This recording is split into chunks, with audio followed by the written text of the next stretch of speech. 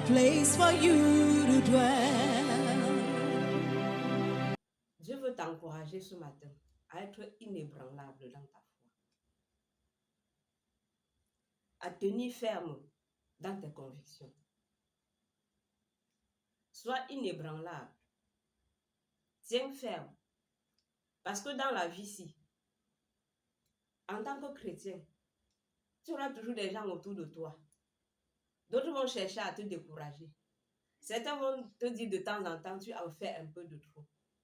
Certains vont trouver que peut-être dans ta marche avec Dieu, tu es tellement profond. Peut-être d'autres vont même te dire que tu es trop spirituel. Mais j'aimerais t'encourager. Sois inébranlable. Dieu te dit ce matin, sois inébranlable. Sois tel que rien ne puisse te secouer. Sois tel que rien ne puisse t'empêcher. Rien ne puisse diminuer ton zèle. Bien aimé, nous allons prendre un exemple dans la Bible. Marie.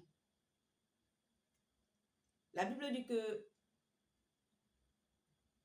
Marie était assise au pied de Jésus, pendant que sa sœur Marthe était en train de préparer.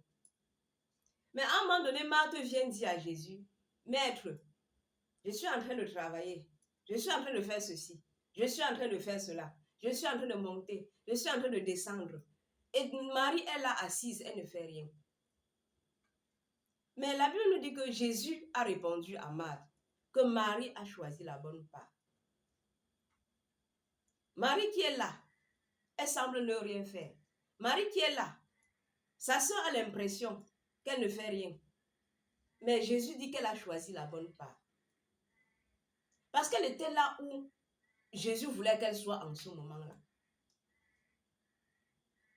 De la même manière que dans ta marche avec Dieu, il y aura toujours des gens pour venir t'accuser. Il y aura toujours des gens pour dire, la soeur ci a fait ceci, le frère ci a fait ceci, la soeur ci est trop spirituelle, la soeur ci ne fait pas telle chose, le frère ci ne monte pas, le frère ci ne descend pas. Bien-aimé, tu dois savoir qui Jésus est pour toi. Marie était assise à côté de Jésus parce qu'elle savait qui Jésus était pour elle. Marie savait ce qu'elle avait besoin auprès de ce Jésus-là. Marie savait ce qu'il lui fallait pour marcher avec ce Jésus-là. De la même manière que toi, tu dois savoir qui Jésus est pour toi. Est-ce que pour toi, Jésus est seulement celui-là qui te donne le pain de chaque jour? Parce qu'il y a des gens qui connaissent seulement Dieu le Père. Dieu qui leur donne le pain quotidien. Et puis c'est bon.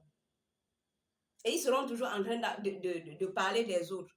Celui-là, il en fait un peu trop. Celui-là, il en fait un peu trop. Celui-là, il fait comme ceci. Celui-là, il fait comme cela. Est-ce que tu connais qui Jésus est pour toi? Parce que si tu ne connais pas qui Jésus est pour toi, dès qu'on va dire une petite parole, tu seras découragé. Tu seras frustré. Parce que tu ne connais pas qui il est pour toi. Tu dois connaître qui Jésus est pour toi. Quand tu connais qui il est pour toi, ça t'amène à tenir ferme. Quand tu connais, quand tu sais ce que tu veux derrière ce Jésus-là, ça t'amène à tenir ferme. Ça t'aide à tenir ferme. Pendant les moments d'épreuve, c'est ça qui t'aide à tenir ferme. Parce que tu sais qui il est pour toi. Bien-aimé, sois inébranlable. Et pour cela, tu dois connaître qui Jésus est pour toi. Et si quand tu sais que le Dieu que je sais là, le Jésus-ci là, peut-être pour toi, il est seulement le Seigneur. Il est seulement le Sauveur. Peut-être pour toi, il est le Sauveur et en plus, il est ton Seigneur. S'il est ton Seigneur, ça veut dire que ta vie dépend de lui. Ça veut dire que ce que tu fais dépend de ce qu'il veut. Ça veut dire que tu ne décides pas de toi-même. Marie était assise auprès du Maître. Marie était en train de contempler le Maître. Marie attendait du Maître. Marie voulait une relation avec le Maître. C'est pour ça qu'elle était assise à côté. Elle était auprès du Maître. Parce qu'elle voulait une relation. De la même manière qu'il y a beaucoup de gens dans la maison de Dieu, ils ne s'intéressent pas à la relation avec Dieu. Ils sont seulement occupés à monter, descendre, occupés à faire ceci, occupés à faire cela. Ce qui n'est pas mauvais, mais tu dois aspirer à avoir une relation avec le Maître. Et pendant que tu es en train de faire tes montées, descendre, n'accuse pas celui qui est assis auprès du Maître. Pendant que tu es en train de faire tes montées, descendre, n'accuse pas celui qui est en train de faire sa part. Parce que tu ne sais pas qui ce Jésus-là est pour lui. Tu ne connais pas le contrat que lui, il a avec ce Jésus-là. Peut-être tu vois, vous êtes dans une même classe. Peut-être tu vois, vous êtes dans une même salle. Tu crois que vous êtes au même niveau. Vous n'êtes pas au même niveau. Marie était avec Jésus. Marie était avec Jésus. Marthe était là. Mais Jésus a dit, celle-ci, elle a choisi la bonne part. Ça veut dire que Jésus a vu dans son cœur. Jésus pouvait lire dans son cœur qui il était pour elle. Ça veut dire que Jésus a su que comme elle est assise là, ce n'est pas la formalité. Elle n'est pas venue remplir les formalités. Elle n'est pas assise là pour plaire à quelqu'un. Elle n'est pas assise là pour séduire quelqu'un. Elle est assise là parce elle veut Jésus là. Bien-aimé, qui est Jésus pour toi? Qui est Jésus pour toi? Tu veux tenir ferme. Je sais. Tu veux être inébranlable dans ta foi. Mais est-ce que tu peux répondre à cette question? Qui est Jésus pour toi? Est-ce que Jésus est ton maître?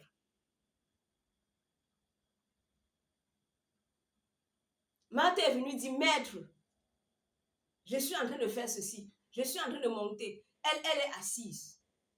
Tu ne connais pas sa relation avec ce Jésus. Tu ne connais pas sa relation. Tu ne connais pas ce qu'elle est en train de dire dans son cœur au moment où elle est assise là. Tu ne sais pas qu'au moment où elle est assise là, son cœur est connecté au cœur de ce Jésus.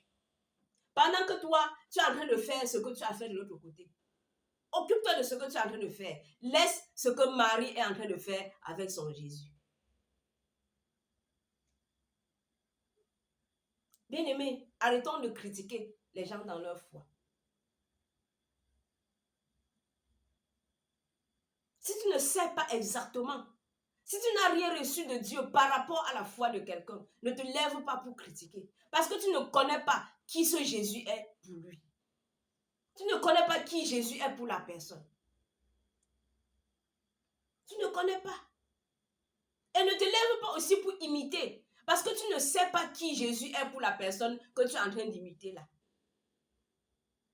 Peut-être la personne que tu es en train d'imiter là, Jésus est en train de te dire que tu as choisi la bonne part. Mais tu veux imiter quelqu'un qui est dans l'activité. Parce que tu veux paraître. Et c'est comme ça que aujourd'hui nous les chrétiens, on aime paraître. Parce qu'on ne sait pas qui Jésus est pour nous. C'est pour ça qu'on veut ressembler à tel. C'est pour ça qu'on veut être comme tel. On veut vivre la vie chrétienne comme tel. Bien-aimé, tu sais qui Jésus est pour la personne. Tu ne sais pas qui Jésus est pour lui. Tu ne sais pas qui Jésus est pour cette femme. Tu ne sais pas qui Jésus est pour ce prédicateur que tu admires tant. Peut-être tu es là, tu l'admires. Et Jésus est en train de te dire, ma fille, mon fils, tu as choisi la bonne part. Mais parce que celui-là, il est dans les réseaux sociaux. Parce que celui-là, il a tel nombre de membres. Tu es là, tu l'admires. Tu veux être comme lui. Tu ne sais pas que Jésus est en train de te dire. Que comme Marie, Jésus est en train de te dire que tu as choisi la bonne part. Bien-aimé, qui est Jésus pour toi? Tu veux tenir dans la foi. Dans la marche chrétienne, tu veux avancer. Mais est-ce que tu peux répondre à cette question? Qui est Jésus pour toi? Qui est Jésus pour toi? Est-ce que pour toi, Jésus est le Père? Celui-là qui te donne le pain quotidien. Celui-là qui te donne ceci. Il te donne encore ceci. Il te donne encore ceci. Est-ce que pour toi, Jésus est celui-là qui t'a sauvé? Tu sais que comme il m'a sauvé là, c'est bon. Maintenant, je peux vivre ma vie. Je peux faire mes choses comme je veux. Est-ce que pour toi, Jésus est le Seigneur? Est-ce que pour toi, Jésus est le Maître? Est-ce que du fond de ton cœur, quand tu dis qu'il est le Maître, est-ce qu'il est véritablement le Maître? Est-ce que du fond de ton cœur, Jésus peut témoigner que non, je suis le Maître de la femme-ci. Je suis le Maître de cet homme de Dieu. Bien-aimé, ce n'est pas parce que tu es homme de Dieu que ça veut dire que tu es en train de choisir la bonne part. Tu peux être homme de Dieu et quand Jésus te regarde, il pleure. Bien-aimé, qui est Jésus pour toi? Homme de Dieu, qui est Jésus pour toi? Regarde dans ton cœur. Qui est Jésus pour toi? Quand tu sauras qui est Jésus pour toi, ça va t'aider à tenir ferme. Ça va t'aider à marcher avec ce Jésus-là.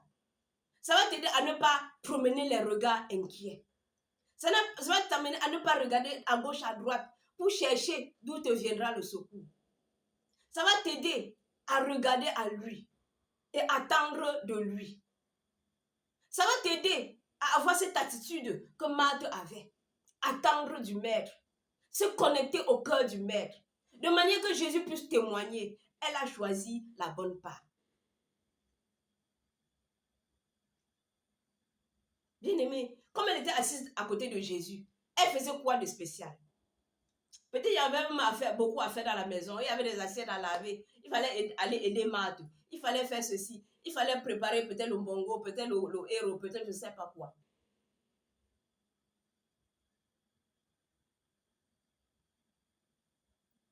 Mais elle était assise. Et Jésus pouvait dire, elle a choisi la bonne part. Ça veut dire que son cœur était connecté au cœur du Maître. Ça veut dire que le Maître pouvait lire dans son cœur. Le Maître pouvait voir dans son cœur que celle-ci, elle a choisi la bonne part. Ce n'est pas parce qu'elle était assise, mais c'est parce que son cœur était connecté à celui du Maître.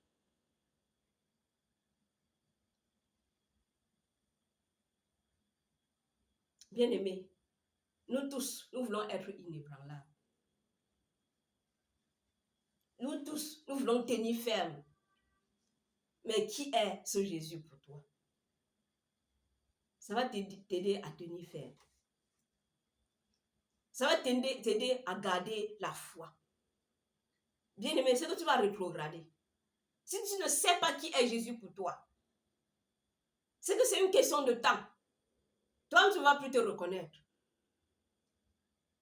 Tu ne vas plus te reconnaître parce que les choses qui vont commencer à monter dans ta tête, tu ne pourras pas imaginer. Parce que tu ne sais pas qui Jésus est pour toi. Ou peut-être tu n'as pas placé ce Jésus-là où il faut. Ah oui. Tu n'as pas placé ce Jésus là où il faut dans ton cœur. Peut-être il y a plein de choses dans ton cœur, mais ce Jésus n'est pas là où il faut. Marie avait mis Jésus dans son cœur là où il fallait. Marie avait mis Jésus là où il fallait. Ce n'est pas parce que Marthe était en train de préparer, était en train de s'occuper d'autre chose, que ça veut dire qu'elle faisait, que Jésus a dit qu'elle n'a pas choisi la bonne part. Non. Bien aimé, c'est une affaire de cœur. L'affaire de vie chrétienne, si, c'est une affaire de cœur. Quelle est la place que Jésus occupe dans ton cœur? Quel est le pourcentage que tu lui as donné? Tu fais beaucoup de choses pour Dieu. Mais quelle est la place qu'il occupe dans ton cœur?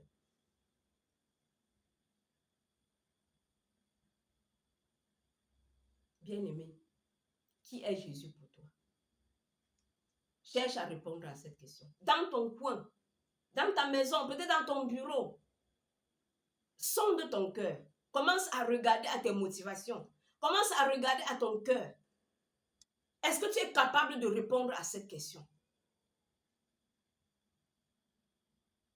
Ce à quoi tu aspires là, s'il arrivait que ce Jésus ne te donne pas cette chose, est-ce que tu vas continuer de le servir? Est-ce que tu vas continuer de lui dire que tu es mon maître, tu es mon Seigneur? Oui, bien aimé, c'est aussi comme ça qu'on examine son cœur. C'est aussi comme ça qu'on examine son cœur. Tu aspires à avoir beaucoup d'argent. Et s'il arrivait que tu n'aies pas cet argent que tu aspires à avoir là, est-ce que tu vas continuer à dire, tu es mon maître, tu es mon Seigneur? C'est de ça qu'il est question. Tu aspires à avoir un mari, tu aspires à avoir des enfants, tu aspires à avoir ceci, à avoir cela. S'il arrivait que tu n'aies pas cette chose, est-ce que tu peux continuer de dire, Jésus, tu es mon Seigneur, tu es mon maître? Bien-aimé, sinon, tu seras toujours secoué. Tu seras toujours bouleversé. Parce que l'ennemi, connaissant que c'est telle chose qui est sur le trône de ton cœur, il va toujours venir appuyer là-bas. Mais il faut que tu puisses dire un jour que j'ai cette chose ou pas. Jésus reste mon Seigneur et mon Sauveur. J'aimerais avoir beaucoup d'argent. Mais s'il arrivait que j'ai juste de quoi manger, s'il arrivait même que je n'ai pas de quoi manger, Jésus reste mon Seigneur et mon Sauveur.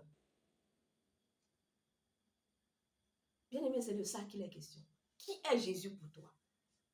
Quelle est la place que Jésus occupe dans ton cœur? Sois inébranlable et tiens ferme. Pour tout besoin de prière, contactez-nous au numéro 699 47 43 57 ou par mail minfet.wod@gmail.com. Merci beaucoup.